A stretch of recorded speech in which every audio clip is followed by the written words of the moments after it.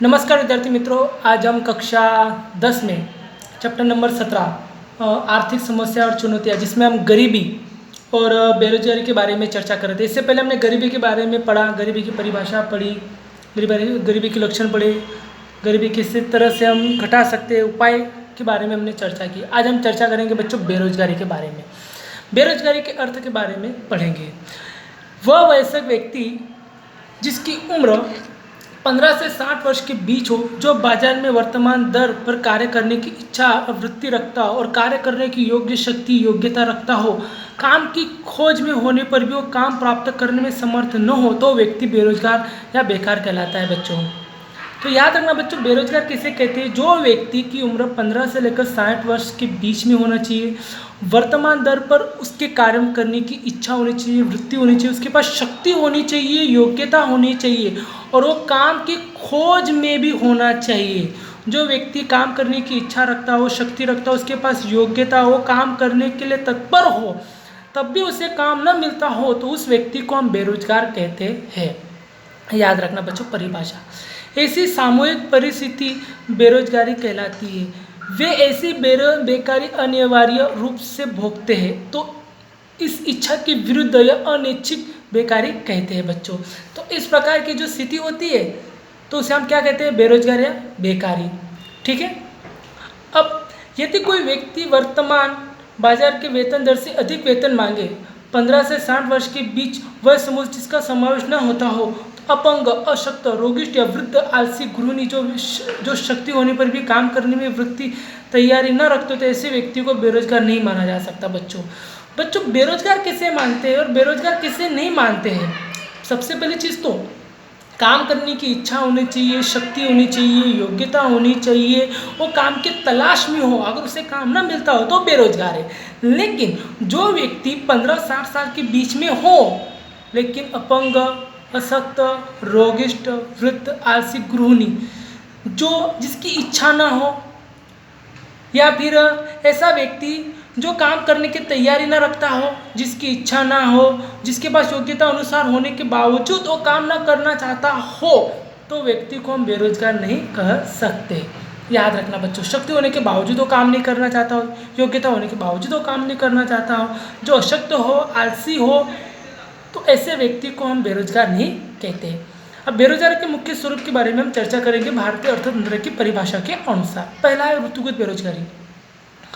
भारतीय कृषि क्षेत्र में सिंचाई में अपर्याप्त सुविधा, वर्षा अनियमितता और वैकल्पिक रोजगारी के अवसर के अभाव में 3 से 5 मास बेरोजगार रहना पड़ता है।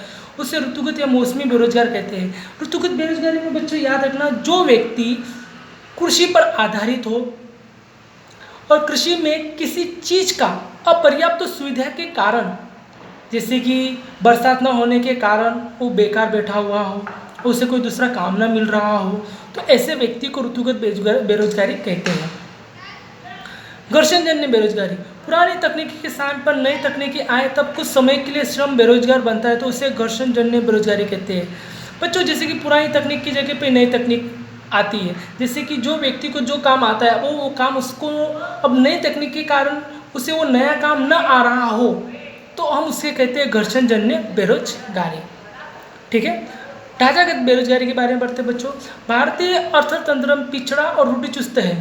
सामाजिक पिछड़ापन, परंपरागत रूढ़ि और रिवाज, निरक्षरता, ढांचागत सुविधा का अभाव के आदि कारणों से ढांचागत बेरोजगारी पाई जाती है। मतलब सामाजिक पिछड़ापन या परंपरागत रूढ़ियों या रीति रिवाज के कारण जो व्यक्ति इन अभाव के कारण बेरोजगारी महसूस करता है बच्चों।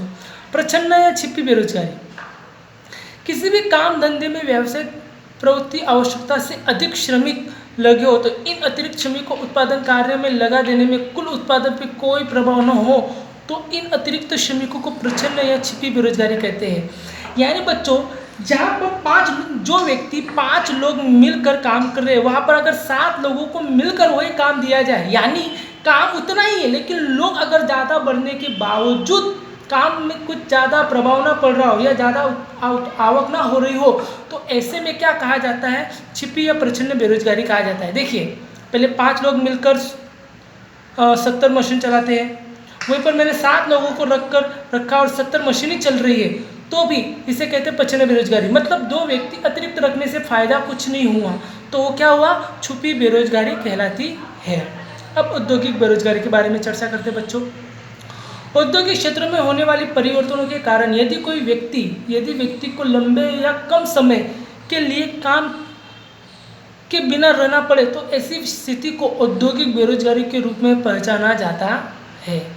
औद्योगिक बेरोजगारी मतलब बच्चों कि औद्योगिक क्षेत्र में होने वाली परिवर्तन के कारण यदि व्यक्ति लंबे या कम समय के लिए काम के बिना रहना पड़े तो ऐसी स्थिति में औद्योगिक बेरोजगारी के रूप में पहचाना पड़ता है। हम कहते हैं कभी कभी मंदी चल रही है, काम धंधा बंद है, व्यापार ठप हो चुका है, तो ऐसे में औद्योगिक बेरोजगारी निर्माण होती है। जैसे कि अभी सूरत में बात करें तो सूरत में डायमंड कंपनी में कभी कभी लोग मंदी के कारण काम धंधा बंद हो जाता है, तो ऐसे में औद्योगिक बेरोजगारी की परिस्थिति निर्माण होती है।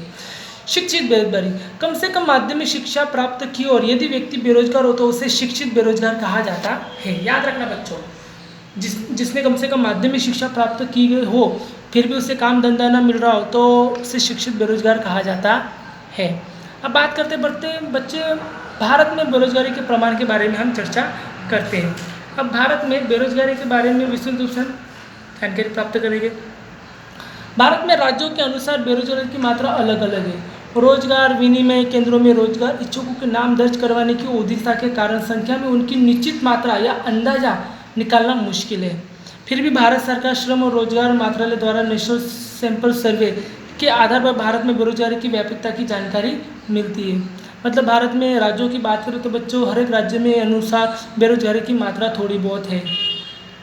बहुत से लोग राज्य के केंद्र राज्यों के जो रोजगार जो ऑफिस होती है रोजगार ऑफिस में जाके अपना नाम दर्ज कराते हैं काम धंधे के लिए, तो उनसे उनको एक आंकड़ा प्राप्त होता है कि कितने लोगों की काम धंधा की आवश्यकता है।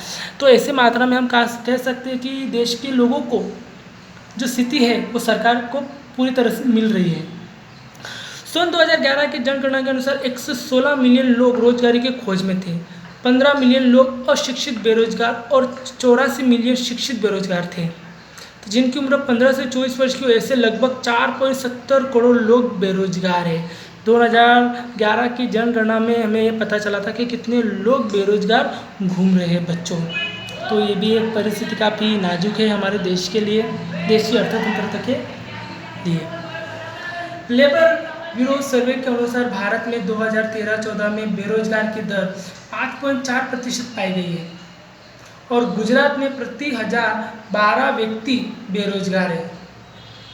गुजरात में प्रति 1012 व्यक्ति बेरोजगार है, यानी 1.2% लोग क्या है बेरोजगार है, हमेशा कह सकते हैं बच्चों। भारत में 2009 से 2010 में प्रति 1000 शहरी क्षेत्रों में 34 व्यक्ति 3.4, जबकि ग्रामीण क्षेत्र में 16 व्यक्ति 1.6 बेरोजगार थे। 9-10 की तुलना की बात करें तो बच्चों प्रति 1000 यानी 1000 में से 34 व्यक्ति शहर में और गांव में 16 व्यक्ति क्या है बेरोजगार पाए जा रहे हैं। शिक्षित बेरोजगारी का अनुपात शहरों में अधिक था। 2013 में स्त्रियों की बेरोजगारी दर 7.7% थी, ऐसा हम कह सकते हैं बच्चों। भारत में सिक्किम, केरल, पश्चिम बंगाल, उत्तर प्रदेश, छत्तीसगढ़, जम्मू कश्मीर, त्रिपुरा जैसे राज्यों में बेरोजगारी का अनुपात अधिक ऊंचा पाया जाता है। अंडरलाइन करो बच्चों, इंपॉर्टेंट है। भारत में सबसे ज़्यादा बेरोजगारी का प्रमाण, जबकि हिमाचल प्रदेश, हरियाणा, कर्नाटक, चंडीगढ़ और गुजरात में बेरोजगारी का अनुपात क्रमश नीचा रहा है। गुजरात में रोजगारी के क्षेत्र की अच्छी और उल्लेखनीय परिस्थिति है, हमेशा कह सकते हैं बच्चों।